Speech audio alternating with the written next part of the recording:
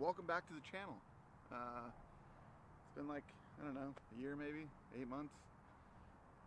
I work too much, basically, is why this never happens. But I get questions all the time on why I haven't done any more videos, and a couple of different firearms and rifles and stuff that I work with and what's on them. So hey, why not? I got a few minutes right now. I think this is like a dove hunting area or something. So I figured I'd stop by right here and talk to you for a minute about an upper that you guys have seen me use quite a bit and you've had questions. And hey, look at, it's not a black shirt. It is a black shirt. It's not a black shirt on a black background with a black rifle. Now it's a black shirt and a black rifle and a desert background. So all those that said I should just turn off the lights the next time I make a video, this one's for you. Anyway, going back to the upper, or the carbine, I guess you could call it. You know what, first of all, let me thank everyone that's here from the Administrative Results channel. I got a lot of positive feedback from that video in terms of a law enforcement guy talking about the Second Amendment in the way that I did. I appreciate that, and I just hope that I can have more law enforcement officers that watch that video or watch this video and then go watch that video that adapt that mindset, that some of the rules and laws in regards to firearms for us law-abiding citizens are silly, especially because the people that they're for aren't really affected by them in terms of criminals and bad people doing bad things. So anyway, let's go back to the, I guess they just call this an upper. It's not a carbine right now, or a pistol. But anyway, this upper that I've used numerous times, numerous videos. In fact, you might recognize it from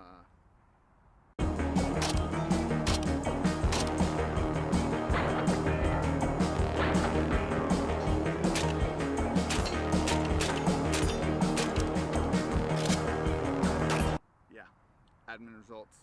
I did attempt to run. They sped that footage up so that it looked like I was running. Really, I was just falling over rocks because that's what I do. Kind of old. Not kind of old. I'm actually very young. I'm just kind of old for this profession, I guess you could say. Anyway, I digress. You might have seen this from previous pictures looking a little bit different than it does now. Vortex 1 to 6. What is it called? A Surefire X600 IR illuminator, IR laser, and then this exact mod light here. That's how it was set up before. Honestly, the only reason I switched from that is because I was working on it and the illuminator, the X600 illuminator, fell off because it was torqued too much, either by me or prior use, because it was an older unit. And it fell off and I couldn't get it back on in Surefire. It won't answer my phone calls. None of them, or my emails. I guess they don't like me very much. Maybe it's because I have a mod light on here. I really don't know.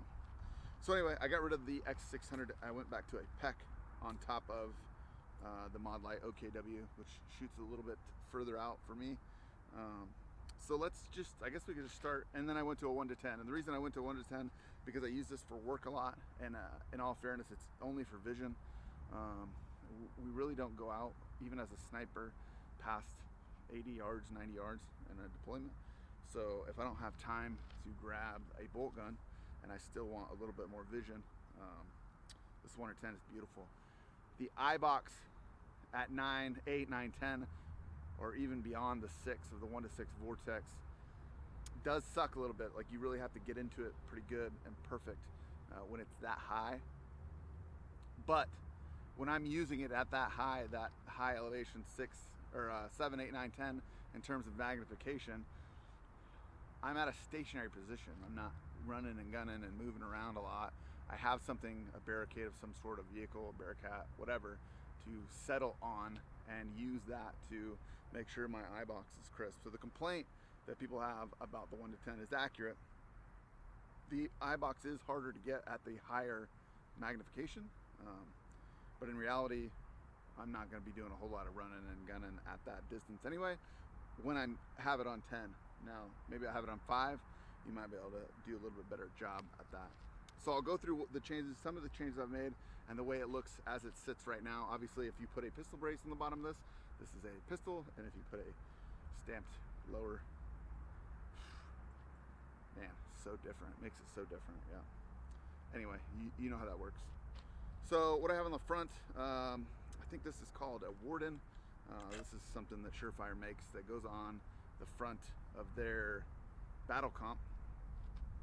Battle comp? Is that what it's called? Battle comp? I think it's a battle comp. Anyway, it's a compensator. It doesn't really do a whole lot for me anyway. I'm kind of a bigger dude, so this doesn't helps a little bit maybe, but it doesn't help a lot. In reality, what I really like is this. It does add some front end weight, which I guess can help or not help depending on what you're trying to do. But in reality, what I have this for is if you're shooting in or around people, especially inside of a house, and Compensator can do, it can make your partners very angry with you when you're shooting around them with the Compensator and that blast is in their face, especially if you're on top, over top of them, shooting down somewhere, or just next to them on the range. So this helps with that, sends all the blast deflection down that way. And then also, if you're working under or around vehicles, it's hopefully gonna, you like that? You like that movement? Anyway, it's hopefully gonna send a lot more dust forward than it is directly in your face. Although I've shot under cars and it still sends dust everywhere, but it's just not as bad maybe. Going backwards here, running the OKW mod light, which I love. Mod lights are as squared away as they come with the, what is it, Arasaka? I say that right. It's Arasaka mount, which is basically a mount that puts it directly, it puts it high enough so you can still access the switches without touching the PEC. So it's actually a mount designed for a Surefire Scout or a mod light and a PEC specifically. And this is key mod, so it's a key mod mount that puts it right up underneath the PEC. And the reason I do that, I'm sure some people hate it, that I even talk about it. I do not like pressure pads. So if you look how I'm carrying or running the C-clamp of this carbine or pistol, however you want to describe it, depending on your lower, I'm C-clamping the rifle and I'm actually reaching over and manipulating the light with my thumb across so I can still have a complete C-clamp on the rifle. And then also, if I need to, I can go from manipulating the light to running the PEC and all the switches right here. I really like that option. I do not like pressure pads. I've had them fail. I know some, like my other work gun has a maul on it, and you have to have a pressure pad because the light doesn't fit unless you put it on the left side, which I don't like. I like having the thumb over top whenever possible, because if you go to the other side and you start running a light on the left side right there, I feel like you just don't have as much control of managing the recoil of the carbine. This is just simply a BCM angled grip that's been cut down to be just essentially a hand stop. I think Lucas from TRX Arms started that, and everybody hates him, so I don't know if I'm even allowed to say that. I might get banned, which I don't care. He's not a bad guy. In fact, going on from there, this is actually a TRX Arms. It's not 45. I always got yelled at for saying that. It's not a 45 cant. It's actually just an offset mount, if you can see that. It's an offset mount, a Leupold Delta Point Pro, and the idea behind that is that it can keep your height over bore almost in your eye position very identical or close to identical to the riser on your optic.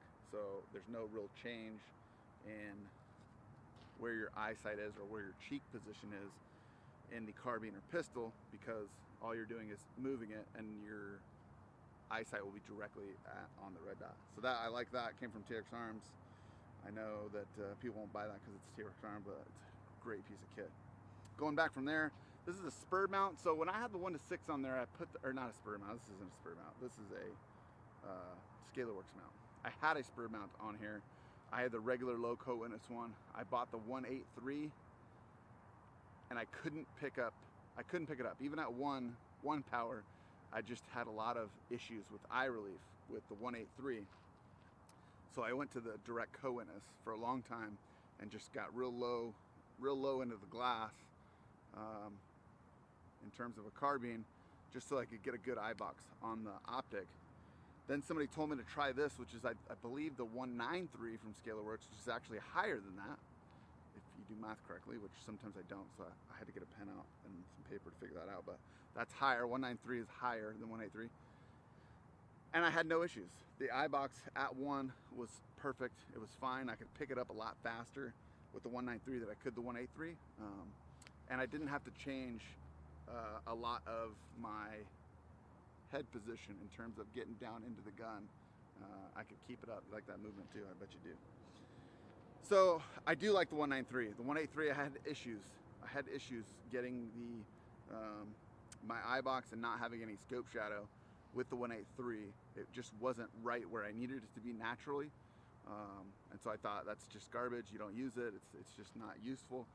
Until I went to the 193, and this one actually helped me out a lot, and it was a lot better in terms of it was right where I needed it to be. Now I'm a taller guy, 6'2", 235, so maybe that might have a factor in that. Yeah, it was just not, 183 was just not natural for me in terms of that spur mount. So this is ScalarWorks 193. Got me squared away in terms of my eye box. Now, a lot of people ask, well, you have a 1 to 10, so is 1 not, why do you have a canted red dot on here if 1, because the Vortex has a red dot in the center. If you've ever messed with the red dot 1 to 6, or the Vortex Razor 1 to 6, or any of the other red dots, or variable optics have a red dot in the center of the glass. And so why do you need an offset red dot? And you don't really need it per se. But if I'm going to run this as a in place of a Sierra, obviously it's not a very powerful 5.56 is not the most powerful thing for a sniper to run, but it's what I have at the time if I need some visual in terms of the 1 to 10. Why, if you have a 1 to 10 and you have a red dot within the 1 to 10 and you got good optical clarity based off your head positioning, why would you need an offset red dot on a pistol or carbine like this?